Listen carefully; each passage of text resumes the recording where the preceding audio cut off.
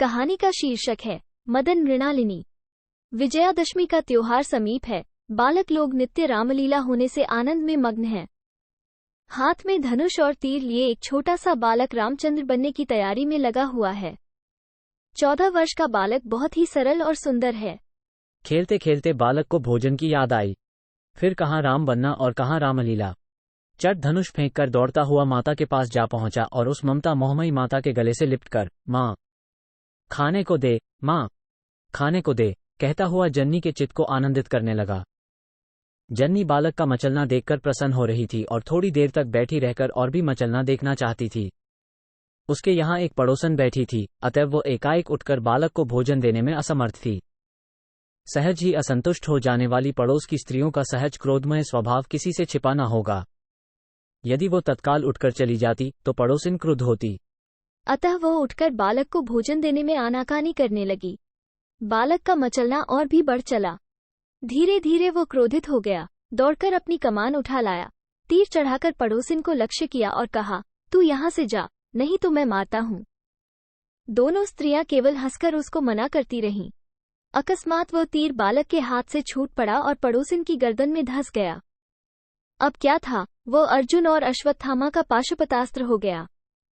बालक की माँ बहुत घबरा गई। उसने अपने हाथ से तीर निकाला, उसके रक्त को धोया, बहुत ढांढस दिया, किंतु घायल स्त्री का चिल्लाना कराहना सहज में थमने वाला नहीं था। बालक की माँ विधवा थी, कोई उसका रक्षक न था। जब उसका पति जीता था तब तक उसका विश्व अच्छी तरह चलता था। अब जो कुछ पूंजी बच रही थी उसी में वो अपना समय बिताती थी। ज्यों त्यों करके उसने चिर संरक्षित धन में से 25 रुपये उस घायल स्त्री को दिए। वो स्त्री किसी से यह बात न कहने का वादा करके अपने घर गई, परंतु बालक का पता नहीं। वो डर के मारे घर से निकल किसी ओर भाग गया।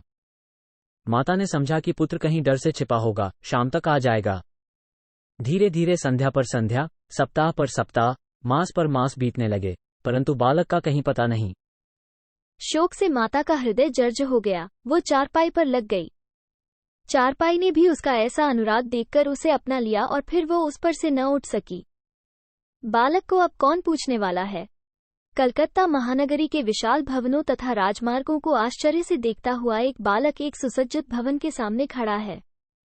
महीनों कष्ट झेलता, राह चलता, थकता हुआ बालक यहाँ पहुंचा है। बालक थोड़ी देर तक यही सोचता था कि अब मैं क्या करूं, किससे अपने कष्ट की कथा कहूं। इतने में वहां धोती कमीज पहने हुए एक सभ्य बंगाली महाशय का आगमन हुआ।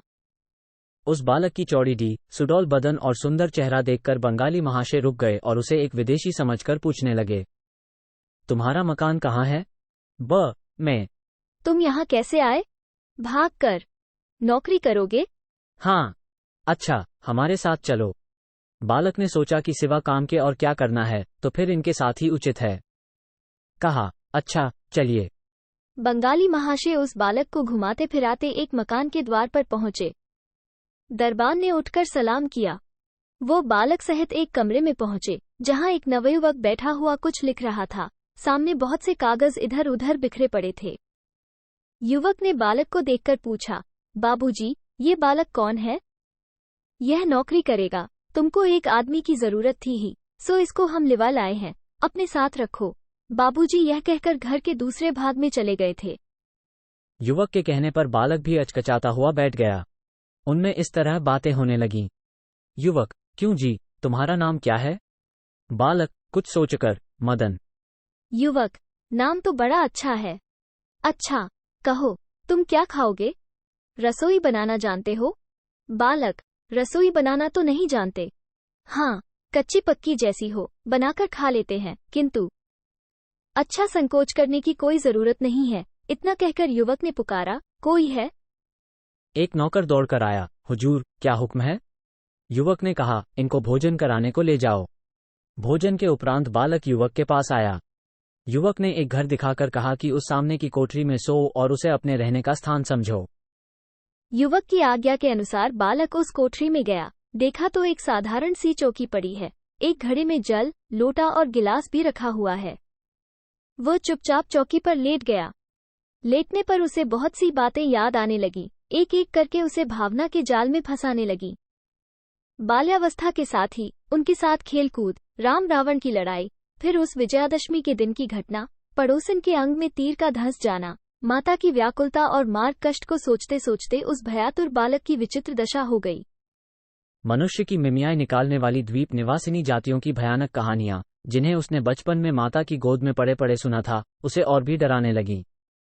अकस्मात उसके मस्तिष्क को उद्वेग से भर देने वाली यह बात भी समा गई कि ये लोग तो मुझे नौकर बनाने के लिए अपने यहाँ लाए थे, फिर इतने आराम से क्यों रखा है? हो न हो वही टापू वाली बात है। बस, फिर कहाँ की नींद और कहाँ का सुख, करवटें बदलने लगा। मन में यही सोचता था कि यहाँ से किसी तरह भाग चलो। परंतु निद्रा भी कैसी प्यारी वस्तु है। घोर दुख के समय भी मनुष्य को यही सुख देती है। सब बातों से व्याकुल होने पर भी वो कुछ देर के लिए सो गया। मदन उसी घर में रहने लगा। अब उसे उतनी घबराहट नहीं मालूम होती।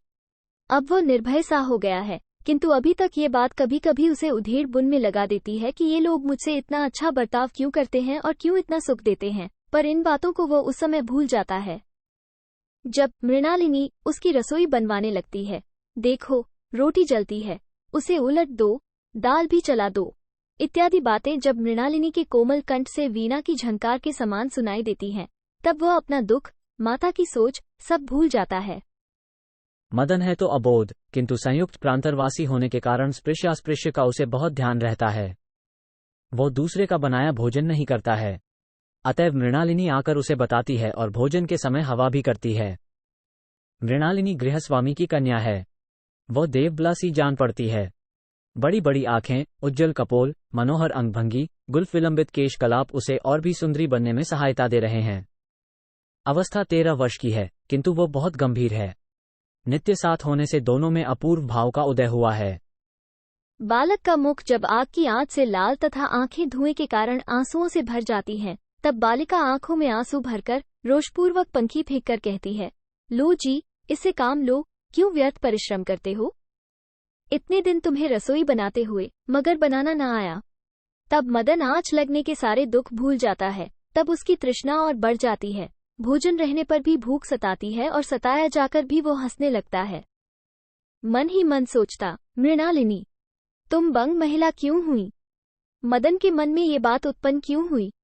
दोनों सुंदर थे, दोनों ही किशोर थे, दोनों विश्व से अनभिज्ञ थे, दोनों के हृदय में रक्त था, उच्छारवास था, आवेग था, विकास था, दोनों के हृदय सिंधु में किसी अपूर्व चंद्र का मधुर उज्जवल प्रकाश पड़ता था, दोनों के हृदय कानन में नंदन पारिजात खिला था।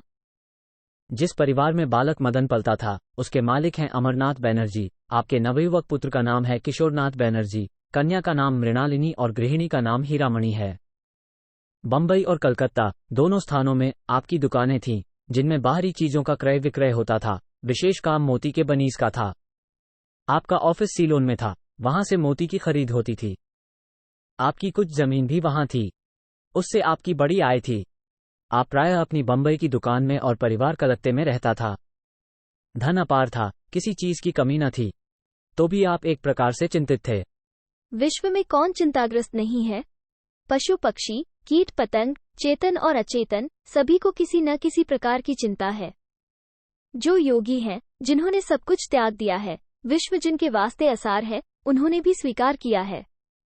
यदि वे आत्मचिंतन न करें तो उन्हें योगी कौन कहेगा? किंतु बैनर्जी महाशय की चिंता का कारण क्या है? सो पति पत्नी की इस बातचीत से ही विदित हो जाएगा। अमरनाथ किशोर कुंवारा ही रहना चाहता है। अभी तक उसकी शादी कहीं पक्की नहीं हुई। हीरामणि, सीलोन में आपके व्यापार करने तथा रहने से समाज आपको दूसरी ही दृष्टि से देख रहा है। अमरनाथ, ऐसे समाज की मुझे कुछ परवाह नहीं है। मैं तो केवल लड़की और लड़के का ब्याह अपनी जाति में करना चाहता था। क्या टापुओं में जाकर लोग पहले बनीज नहीं करते थे? मैंने कोई अन्य धर्म तो ग्रहण नहीं किया, फिर यह व्यर्थ का आडंबर क्यों है? और यदि कोई खान पान का दोष दे तो क्या यहाँ पर तिलक कर पूजा करने वाले लोगों से होटल बचा हुआ है? हीरामणि, फिर क्या कीजिएगा? समाज तो इस समय केवल उन्हीं बगला भगतों को परम धार्मिक समझता है।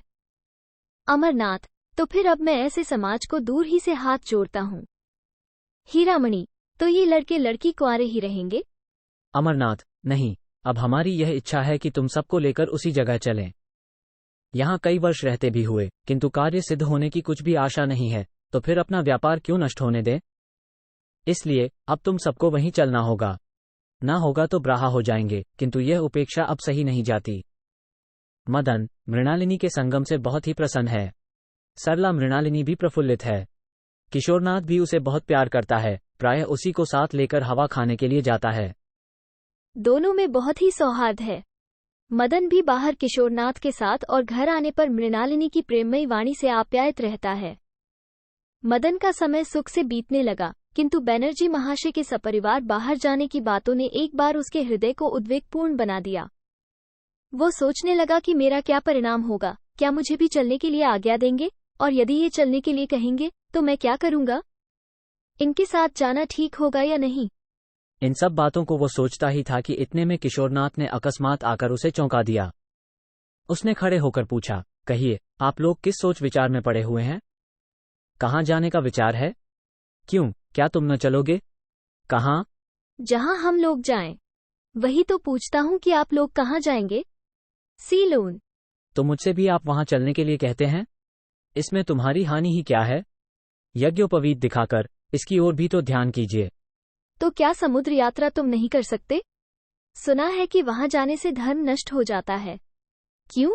जिस तरह तुम यहाँ भोजन बनाते हो, उसी तरह वहां भी बनाना। जहाज पर भी चढ़ना होगा। उसमें हर्ज ही क्या है? लोग गंगा सागर और जगन्नाथ जी जाते समय जहाज पर नहीं चढ़ते? मदन अब निरुत्तर हुआ, किंतु उत्तर सोचने लगा। इतने ही में उधर से मृणालिनी आती हुई दिखाई पड़ी। मृणालिनी को देखते ही उसके विचार रूपी मोतियों को प्रेम हंस ने चूब लिया और उसे उसकी बुद्धि और भी भ्रमपूर्ण जान पड़ने लगी। मृणालिनी ने पूछा, क्यों मदन, तुम बाबा के साथ न चलोगे? जिस तरह वीणा की झंकार से मस्त होकर मृग स्थिर हो जाता है अथवा मनोहर वंशी की तान से झूमने लगता है, वैसे ही मृणालिनी के मधुर स्वर में मुग्ध मदन ने कह दिया, क्यों न चलूंगा।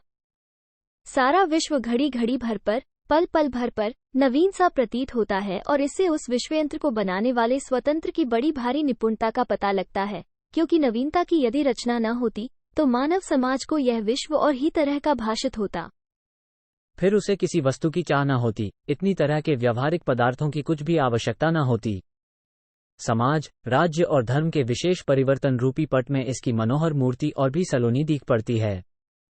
मनुष्य बहुप्रेमी क्यों हो जाता है? मानवों की प्रवृत्ति क्यों दिन रात बदला करती है? नगर निवासियों को पहाड़ी घाटियां क्यों सौंदर्यमयी प्रतीत होती हैं? विदेश पर्यटन में क्यों मनोरंजन होता है? मनुष्य क्यों उत्साहित होता है? इत्यादि प्रश्नों के उत्तर में केवल यही कहा जा सकता है कि नवीनता की प्रेरणा। नवीनता वास्तव में ऐसी ही वस्तु है कि जिससे मदन को भारत से सीलोन तक पहुंच जाना कुछ कष्टकर न हुआ। विशाल सागर के वक्षस्थल पर दानवराज की तरह वो जहाज अपनी चाल और उसकी शक्ति दिखा रहा है। उसे देखकर मदन को द्रौपदी और पांडवों को लादे हुए घटोत्कच का ध्यान आता था। उत्ताल तरंगों की कलोल माला अपना अनुपम दृश्य दिखा रही है। चारों ओर जल ही जल है। चंद्रमा अपने पिता की गोद में क्रीड़ा करता हुआ आनंद दे रहा है। अनंत सागर में अनंत आकाश मंडल के असंख्य नक्षत्र अपने प्रतिबिंब दिखा रहे हैं। मदन 3-4 बरस में युवक हो गया है। उसकी भावुकता बढ़ गई थी। वो समुद्र का सुंदर दृश्य देख रहा था। अकस्मात एक प्रकाश दिखाई देने लगा। वो उसी को देखने लगा। उस मनोहर अरुण का प्रकाश नील जल को भी आरक्तिम बनाने की चेष्टा करने लगा। चंचल तरंगों की लहरियां सूर्य की किरणों से क्रीड़ा करने लगीं। मदन उस अनंत समुद्र को देखकर डरा नहीं, किंतु अपने प्रेममय हृदय का एक जोड़ा देखकर और भी प्रसन्न हो वो निर्भीक हृदय से उन लोगों के साथ सीलोन पहुंचा। अमरनाथ के विशाल भवन में रहने से मदन भी बड़ा ही प्रसन्न है। मृणालिनी और मदन उसी प्रकार से मिलते जुलते हैं जैसे कलकत्ते में मिलते जुलते थे। लवण महासमुद्र की महिमा दोनों ही को मनोहर जान पड़ती है। प्रशांत महासागर के तट की संध्या दोनों के नेत्रों को ध्यान में लगा देती है। डूबते हुए सूर्यदेव देवतुल्य हृदयों को विश्व की गति दिखलाते हैं। अपने राग की आभा उन प्रभातमय हृदयों पर डालते हैं। दोनों ही सागर तट पर खड़े सिंधु की तरंग भंगियों को देखते हैं, फिर भी दोनों ही दोनों की मनोहर अंग भंगियों में भूले हुए हैं। महासमुद्र के तट पर बहुत समय तक खड़े होकर मृणालिनी और मदन उस अनंत का सौंदर्य देखते थे। अकस्मात बैंड का सुरीला राग सुनाई दिया, जो कि सिंधु गजन को भी भेद कर निकलता था। मदन, मृणालिनी दोनों एकाग्रचित हो उस ओजस्विनी कविवाणी को जातीय संगीत में सुनने लगे, किंतु वहां कुछ दिखाई न दिया। चकित होकर वे सुन रहे थे। प्रबल वायु भी उत्ताल तरंगों को हिलाकर उनको डराता हुआ उसी की प्रतिध्वनि करता था। मंत्र मुगध के समान सिंधु भी अपनी तरंगों के घात प्रतिघात पर चिढ़कर उन्हीं शब्दों को दोहराता है। समुद्र को स्वीकार करते देखकर अनंत आकाश भी उसी की प्रतिध्वनि करता है। धीरे धीरे विशाल सागर के हृदय को फाड़ता हुआ एक जंगी जहाज दिखाई पड़ा। मदन और मृणालिनी दोनों ही स्थिर दृष्टि से उसकी ओर देखते रहे। जहाज अपनी जगह पर ठहरा और इधर पोर्ट संरक्षक ने उस पर सैनिकों के उतरने के लिए यथोचित प्रबंध किया। समुद्र की गंभीरता, संध्या की निस्तब्धता और बैंड के सुरीले राग ने दोनों के हृदयों को सम्मोहित कर लिया और वे इन्हीं सब बातों की चर्चा करने लग गए। मदन ने कहा, मृणालिनी, ये बाजा कैसा सुरीला है। मृणालिनी का ध्यान टूटा। सहसा उसके मुख से निकला, तुम्हारे कल कंठ से अधिक नहीं है। इसी तरह दिन बीतने लगे। मदन को कुछ काम नहीं करना पड़ता था। जब कभी उसका जी चाहता तब वह महासागर के तट पर जाकर प्रकृति की सुषमा को निरखता और उसी में आनंदित होता था। वो प्रायः गोता लगाकर मोती निकालने वालों की ओर देखा करता और मन ही मन उनकी प्रशंसा किया करता था। मदन का मालिक भी उसको कभी कोई काम करने के लिए आज्ञा नहीं देता था। वो उसे बैठा देखकर मृणालिनी के साथ घूमने के लिए जाने की आज्ञा देता था। उसका स्वभाव ही ऐसा सरल था कि सभी सहवासी उससे प्रसन्न रहते थे। वो भी उनसे खूब हिलमिल कर रहता था। विश्व भी बड़ा प्रपंचमय यंत्र है। वो अपनी मनोहरता पर आप ही मुग्ध रहता है। एक एकांत कमरे में बैठे हुए मृणालिनी और मदन ताश खेल रहे हैं। दोनों जी जान से अपने अपने जीतने की कोशिश कर रहे हैं। इतने ही में सहसा अमरनाथ बाबू उस कोठरी में आए। उनके मुखमंडल पर क्रोध झलकता था। वो आते ही बोले, क्यों रे दुष्ट, तू बालिका को फुसला रहा है। मदन तो सुनकर सन्नाटे में आ गया। उसने नम्रता के साथ होकर पूछा, क्यों पिता, मैंने क्या किया है। अमरनाथ, अभी पूछता ही है। तू इस लड़की को बहकाकर अपने साथ लेकर दूसरी जगह भागना चाहता है। मदन, बाबूजी, यह आप क्या कह रहे हैं। मुझ पर आप इतना अविश्वास कर रहे हैं। किसी दुष्ट ने आपसे झूठी बात कही है। अमरनाथ, अच्छा, तुम यहाँ से चलो और अब से तुम दूसरी कोठरी में रहा करो। मृणालिनी को और तुमको अगर हम एक जगह देख पाएंगे तो समझ रखो, समुद्र के गर्भ में ही तुमको स्थान मिलेगा। मदन अमरनाथ बाबू के पीछे चला। मृणालिनी मुरझा गई। मदन के ऊपर अपवाद लगाना उसके सुकुमार हृदय से सहा नहीं गया। वो नव कुसुमित पद्दलित आश्रय विहीन माधवी लता के समान पृथ्वी पर गिर पड़ी और लोट लोट कर रोने लगी। मृणालिनी ने दरवाजा भीतर से बंद कर लिया और वहीं लौटती हुई आंसुओं से हृदय की जलन को बुझाने लगी। कई घंटे के बाद जब उसकी मां ने जाकर किवाड़ खुलवाए, उस समय उसकी रेशमी साड़ी का आंचल भीगा हुआ, उसका मुख सूखा हुआ और आंखें लाल लाल हो आई थीं। वास्तव में वह मदन के लिए रोई थी। इसी से उसकी ये दशा हो गई। सचमुच विश्व बड़ा प्रपंचमय है। दूसरे घर में रहने से मदन बहुत घबराने लगा। वह अपना मन बहलाने के लिए कभी कभी समुद्र तट पर बैठकर गदगद हो सूर्य भगवान का पश्चिम दिशा से मिलना देखा करता था, और जब तक वो अस्त न हो जाते थे तब तक बराबर टकटकी लगाए देखता था। वह अपने चित्त में अनेक कल्पना की लहरें उठाकर समुद्र और अपने हृदय की तुलना भी किया करता था। मदन का अब इस विश्व में कोई नहीं है। माता भारत में जीती है या मर गई, ये भी बेचारे को नहीं मालूम। विश्व की मनोहरता, आशा की भूमि, मदन के जीवन स्रोत का जल, मदन के हृदय कानन का अपूर्व पारिजात, मदन के हृदय सरोवर की मनोहर मृणालिनी भी अब उससे अलग कर दी गई है। जननी, जन्मभूमि, प्रिय, कोई भी तो मदन के पास नहीं है। इसी से उसका हृदय आलोड़ित होने लगा और वो अनाथ बालक ईर्ष्या से भरकर अपने अपमान की ओर ध्यान देने लगा। उसको भलीभांति विश्वास हो गया कि इस परिवार के साथ रहना ठीक नहीं है। जब इन्होंने मेरा तिरस्कार किया तो अब इन्हीं के आश्रित होकर क्यों रहूं।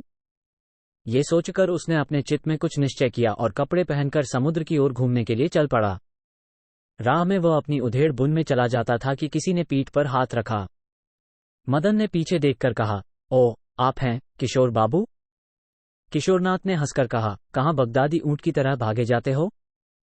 कहीं तो नहीं, यहीं समुद्र की ओर जा रहा हूं। समुद्र की ओर क्यों। शरण मांगने के लिए। ये बात मदन ने डबडबाई हुई आंखों से किशोर की ओर देखकर कही। किशोर ने रुमाल से मदन के आंसू पोंछते पोंछते कहा, मदन, हम जानते हैं कि उस दिन बाबूजी ने जो तिरस्कार किया था उससे तुमको बहुत दुख है, मगर सोचो तो उसमें दोष किसका है। यदि तुम उस रोज मृणालिनी को बहकाने का उद्योग न करते तो बाबूजी तुम पर क्यों अप्रसन्न होते। अब तो मदन से नहीं रहा गया। उसने क्रोध से कहा, कौन दुष्ट उस देवबला पर झूठा अपवाद लगाता है और मैंने उसे बहकाया है, इस बात का कौन साक्षी है। किशोर बाबू, आप लोग मालिक हैं, जो चाहें सो कहिए। आपने पालन किया है, इसलिए यदि आप आज्ञा दें तो मदन समुद्र में भी कूद पड़ने के लिए तैयार है, मगर अपवाद और अपमान से बचाए रहिए। कहते कहते मदन का मुख क्रोध से लाल हो आया, आंखों में आंसू भर आए। उसके आकार से उस समय दृढ़ प्रतिज्ञा झलकती थी।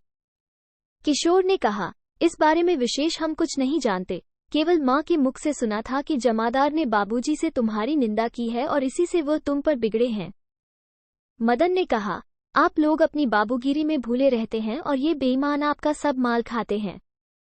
मैंने उस जमादार को मोती निकालने वालों के हाथ मोती बेचते देखा। मैंने पूछा, क्यों, तुमने मोती कहाँ पाया?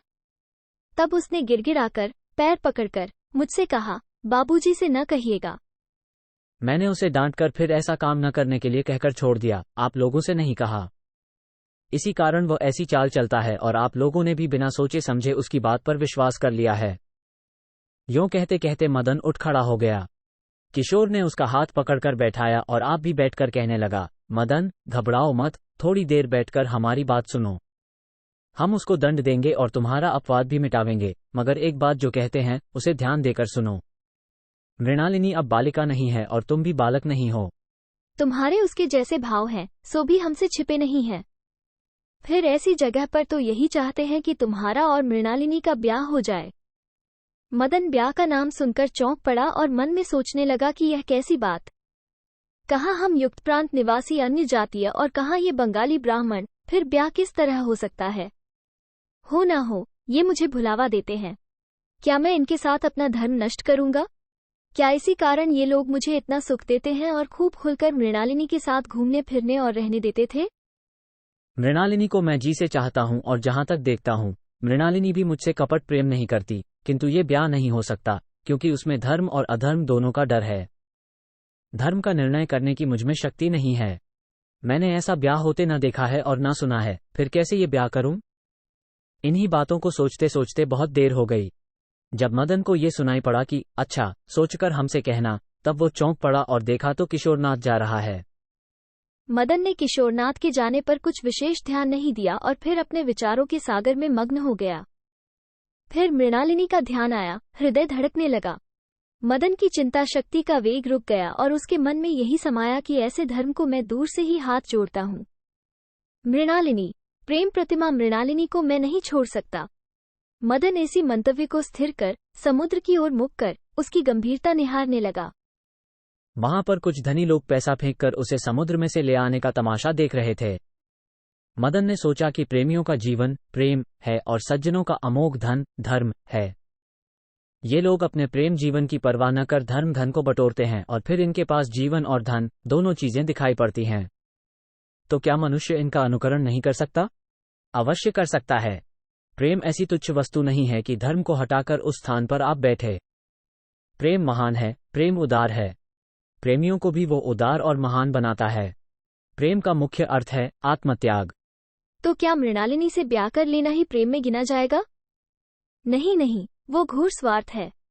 मृणालिनी को मैं जन्म भर प्रेम से अपने हृदय मंदिर में बिठाकर पूजूंगा, उसकी सरल प्रतिमा को पंख में न लपेटूंगा, परंतु ये लोग जैसा बर्ताव करते हैं उससे संभव है कि मेरे विचार पलट जाएं।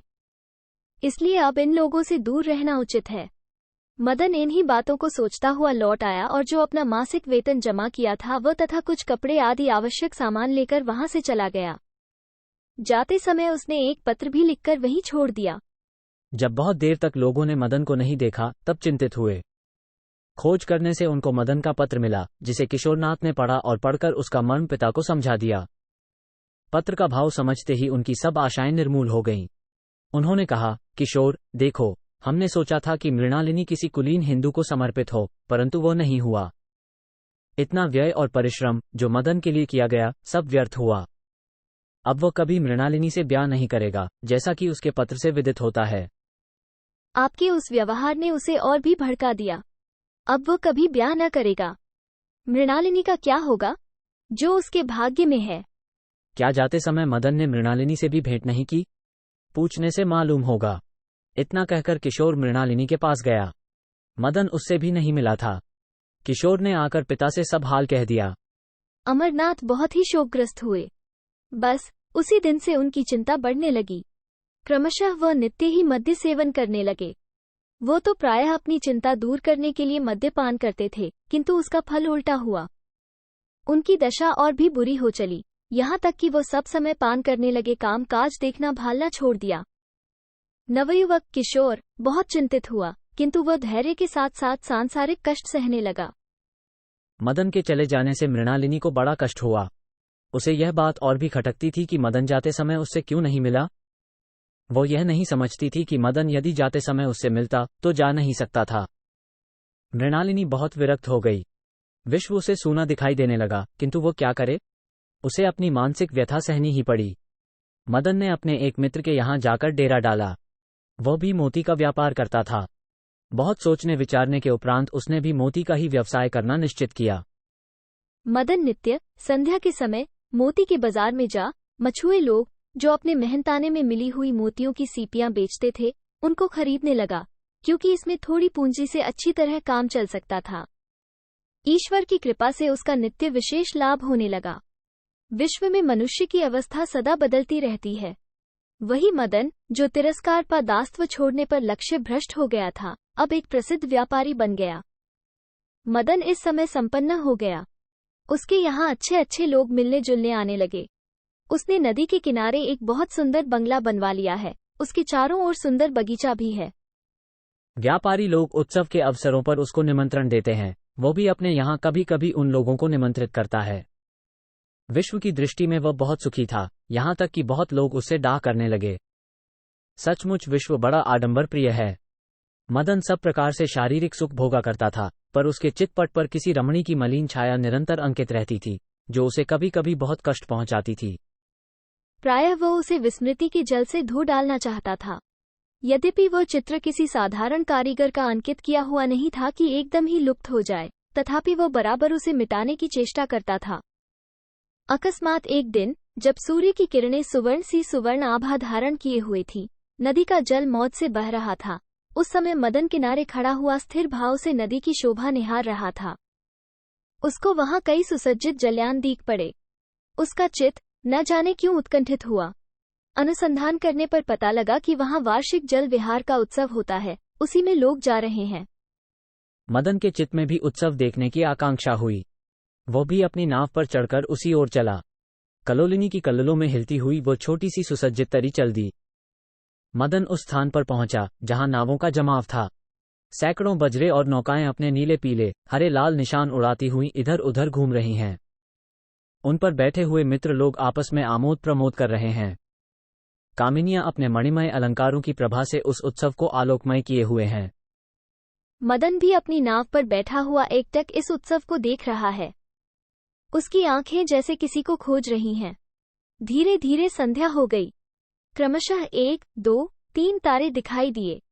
साथ ही पूर्व की तरफ ऊपर को उठते हुए गुब्बारे की तरह चंद्रबिंब दिखाई पड़ा। लोगों के नेत्रों में आनंद का उल्लास छा गया। इधर दीपक जल गए। मधुर संगीत शून्य की निस्तब्धता में और भी गूंजने लगा। रात के साथ ही आमोद प्रमोद की मात्रा बढ़ी, परंतु मदन के हृदय में सन्नाटा छाया हुआ है। उत्सव के बाहर वह अपनी नौक को धीरे धीरे चला रहा है। अकस्मात कोलाहल सुनाई पड़ा। वो चौंककर उधर देखने लगा। उसी समय कोई 4-5 हाथ दूर एक काली सी चीज दिखाई दी। अस्त हो रहे चंद्रमा का प्रकाश पड़ने से कुछ वस्त्र भी दिखाई देने लगा। वो बिना कुछ सोचे समझे ही जल में कूद पड़ा और उसी वस्तु के साथ बह चला। उषा की आभा पूर्व में दिखाई पड़ रही है। चंद्रमा की मलिन ज्योति तारागण को भी मलिन कर रही है। तरंगों से शीतल दक्षिण पवन धीरे धीरे विश्व को निद्रा से जगा रहा है। पक्षी भी कभी कभी बोल उठते हैं। निर्जन नदी तट में एक नाव बंधी है और बाहर एक सुकुमारी सुंदरी का शरीर अचेत अवस्था में पड़ा हुआ है। एक युवक सामने बैठा हुआ उसे होश में लाने का उद्योग कर रहा है। दक्षिण पवन भी उसे इस शुभ काम में सहायता दे रहा है। सूर्य की पहली किरण का स्पर्श पाते ही सुंदरी के नेत्र कमल धीरे धीरे विकसित होने लगे। युवक ने ईश्वर को धन्यवाद दिया और झुककर उस कामिनी से पूछा, मृणालिनी, अब कैसी हो? मृणालिनी ने नेत्र खोलकर देखा। उसके मुखमंडल पर हर्ष के चिन्ह दिखाई पड़े। उसने कहा, प्यारे मदन, अब अच्छी हूँ। प्रणय का भी वेग कैसा प्रबल है। ये किसी महासागर की प्रचंड आंधी से कम प्रबलता नहीं रखता। इसके झोंके से मनुष्य की जीवन नौक असीम तरंगों से घिरकर प्रायः कूल को नहीं पाती। अलौकिक आलोकमय अंधकार में प्रणीय अपनी प्रणयतरी पर आरोहण कर उसी आनंद के महासागर में घूमना पसंद करता है, कूल की ओर जाने की इच्छा भी नहीं करता। इस समय मदन और मृणालिनी दोनों की आंखों में आंसुओं की धारा धीरे धीरे बह रही है। चंचलता का नाम भी नहीं है। कुछ बल आने पर दोनों उस नाव में जा बैठे। मदन ने मल्लाहों को पास के गांव से दूध और कुछ खाने की वस्तु लाने के लिए भेजा। फिर दोनों ने बिछुड़ने के उपरांत की सब कथा परस्पर कह सुनाई। मृणालिनी कहने लगी, भैया किशोरनाथ से मैं तुम्हारा सब हाल सुना करती थी, पर वो कहा करते थे कि तुमसे मिलने में उनको संकोच होता है। इसका कारण उन्होंने कुछ नहीं बतलाया। मैं भी हृदय पर पत्थर रखकर तुम्हारे प्रणय को आज तक स्मरण कर रही हूँ। मदन ने बात टालकर पूछा, मृणालिनी, तुम जल में कैसे गिरी? मृणालिनी ने कहा, मुझे बहुत उदास देख भैया ने कहा, चलो तुम्हें एक तमाशा दिखलावें, सो मैं भी आज यहाँ मेला देखने आई। कुछ कोलाहल सुनकर मैं नाव पर खड़ी हो देखने लगी। दो नाव वालों में झगड़ा हो रहा था। उन्हीं के झगड़े में हाथापाई में नाव हिल गई और मैं गिर पड़ी। फिर क्या हुआ मैं कुछ नहीं जानती।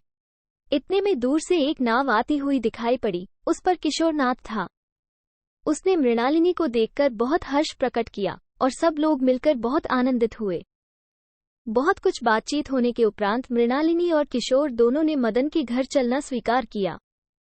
नावें नदी तट पर स्थित मदन के घर की ओर बढ़ी।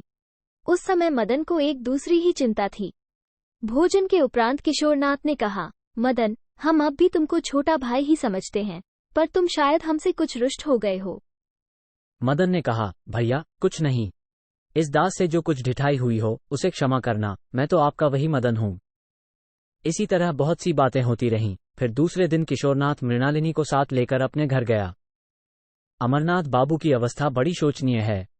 वो एक प्रकार से मद्य के नशे में चूर रहते हैं, कामकाज देखना सब छोड़ दिया है।